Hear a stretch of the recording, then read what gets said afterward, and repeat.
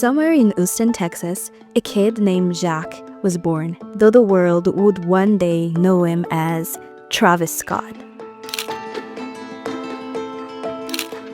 Travis Scott, born Jack Berman Webster in Houston, Texas, spent his early years in the Sunnyside neighborhood, one of those places where life doesn't always go easy. Violence, poverty. Travis lived there with his grandmother until he was 6. Then things shifted. His family moved to Missouri City. His dad was a drummer and his granddad a jazz composer. So yes, it was obviously in his blood. Travis started messing around with music production and started creating his own beats. That's what he loved doing. Music. When college came, he enrolled at the University of Texas, San Antonio. Something in him just couldn't do it. He dropped out, and that decision nearly blew his relationship with his parents. But Travis didn't even tell them. He left college behind and just kept up the act, pretending he was still in school. But secrets don't last forever. When his parents finally found out he dropped out, they did not take it well and cut him off financially. He scrapped together whatever he had left and flew to LA. In Los Angeles, Travis Scott ended up crashing on a friend's couch. Eventually, his music caught the attention of rapper T.I., who heard Travis' track, Lights, Lovesick. One of T.I.'s raps reached out and invited Travis to a studio session where T.I. ended up freestyling over another one of his beats, Animal. That marks the beginning of Travis Scott's rise. Travis was quietly making waves behind the scenes. After catching the attention of industry big names, he secured a publishing deal with Kanye West's Good Music as an in-house producer in 2012. Despite these opportunities, Travis yearned to step into the spotlight.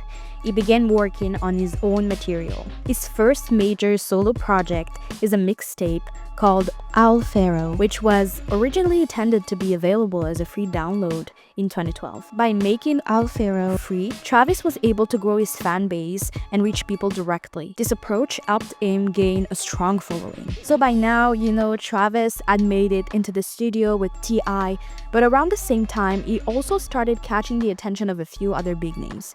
On March 13, 2014, Travis Scott performed a new song featuring Big Sean. He later confirmed that the song would be included on his second mixtape, titled Days Before Rodeo.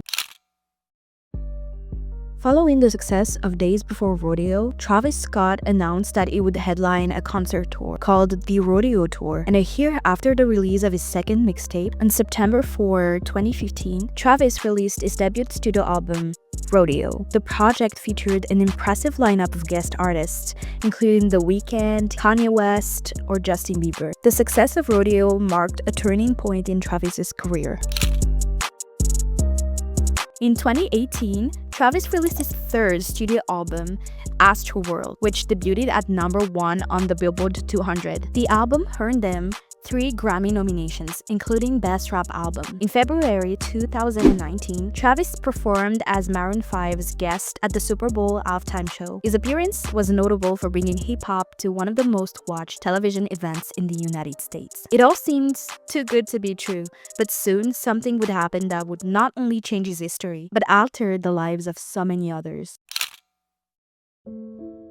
In November 2021, tragedy struck during the Astroworld Festival in Houston when a crowd surge during Travis's performance led to the deaths of 10 people and injuries to hundreds more. The incident prompted widespread criticism regarding event safety and crowd control measures. Sponsors pulled back and brand deals were paused. Lawsuits stacked up because Travis was the face of the tragedy. It was a dark chapter of his career.